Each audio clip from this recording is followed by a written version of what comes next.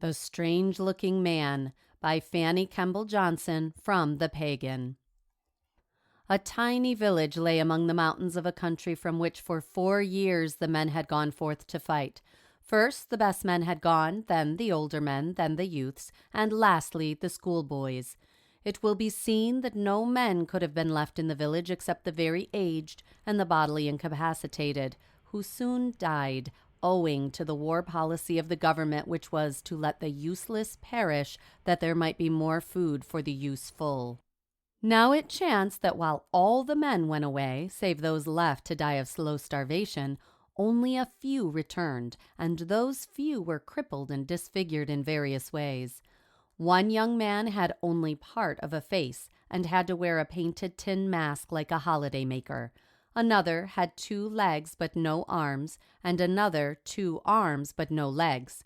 One man could scarcely be looked at by his own mother, having had his eyes burned out of his head until he stared like death.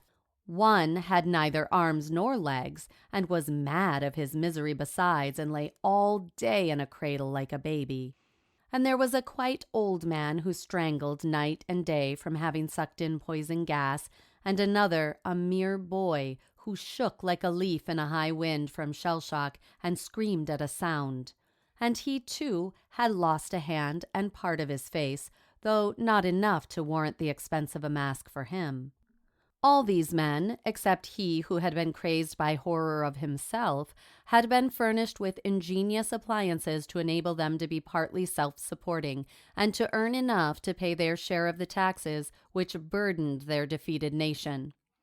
To go through that village after the war was something like going through a life-sized toy village, with all the mechanical figures wound up and clicking, only instead of the figures being new and gay and pretty, they were battered and grotesque and inhuman. There would be the windmill and the smithy and the public house. There would be the row of cottages, the village church, the sparkling waterfall, the party-colored fields spread out like bright kerchiefs on the hillsides, the parading fowl, the goats and cows, though not many of these last. There would be the women, and with them some children. Very few, however, for the women had been getting reasonable, and were now refusing to have sons who might one day be sent back to them limbless and mad, to be rocked in cradles. For many years, perhaps. Still, the younger women, softer creatures of impulse, had borne a child or two. One of these, born the 2nd year of the war, was a very blond and bullet-headed rascal of 3, with a bullying air, and of a roving disposition. But such traits appear engaging in children of sufficiently tender years, and he was a sort of village plaything here, there, and everywhere, on the most familiar terms with the wrecks of the war which the government of that country had made. He tried on the tin mask and played with the baker's mechanical leg, so indulgent were they of his caprices, and it amused him excessively to rock the cradle of the man who had no limbs, and who was his father. In and out he ran, and was humored to his bent. To one he seemed the son he had lost, to another the son he might have had the world gone differently. To others he served as a brief escape from the shadow of a future without hope. To others yet, the diversion of an hour. This last was especially true of the blind man who sat at the door of his old mother's cottage binding brooms.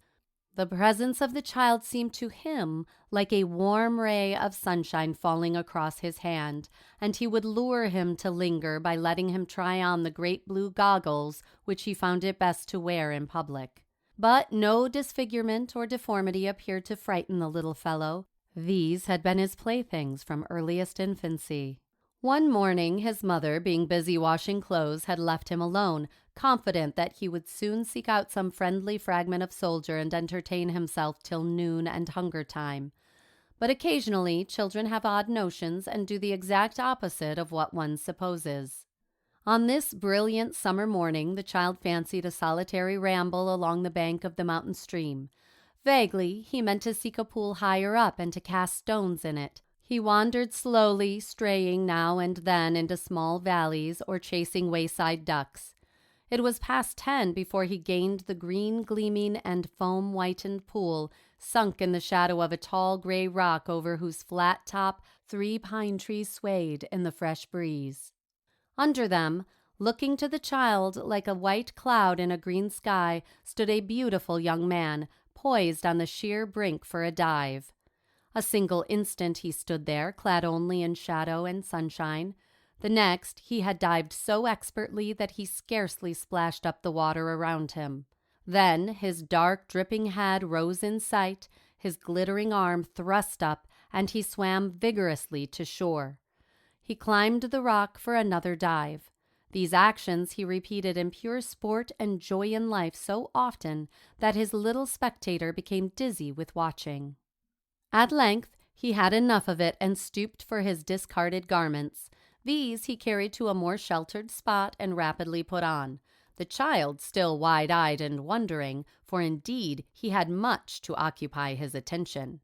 He had 2 arms, 2 legs, a whole face with eyes, nose, mouth, chin, and ears, complete. He could see, for he had glanced about him as he dressed. He could speak, for he sang loudly. He could hear, for he had turned quickly at the whir of pigeon wings behind him. His skin was smooth all over, and nowhere on it were the dark scarlet maps which the child found so interesting on the arms, face, and breast of the burned man. He did not strangle every little while or shiver madly and scream at a sound. It was truly inexplicable and therefore terrifying. The child was beginning to whimper, to tremble, to look wildly about for his mother when the young man observed him. "Hello!" he cried eagerly, "if it isn't a child!" He came forward across the footbridge with a most ingratiating smile, for this was the first time that day he had seen a child, and he had been thinking it remarkable that there should be so few children in a valley where, when he had traveled that way 5 years before, there had been so many he had scarcely been able to find pennies for them. So he cried, "Hello!" quite joyously, and searched in his pockets. But to his amazement, the bullet-headed little blond boy screamed out in terror and fled for protection into the arms of a hurriedly approaching young woman. She embraced him with evident relief and was lavishing on him terms of scolding and endearment in the same breath when the traveler came up, looking as if his feelings were hurt. "I assure you, madam," said he, "that I only meant to give your little boy these pennies." He examined himself with an air of wonder. "What on earth is there about me to frighten a child?" he queried plaintively. The young peasant woman smiled indulgently on them both, on the child now sobbing, his face buried in her skirt, and on the boyish, perplexed, and beautiful young man. "It is because he finds the Herr Traveler so strange-looking," she said, curtsying.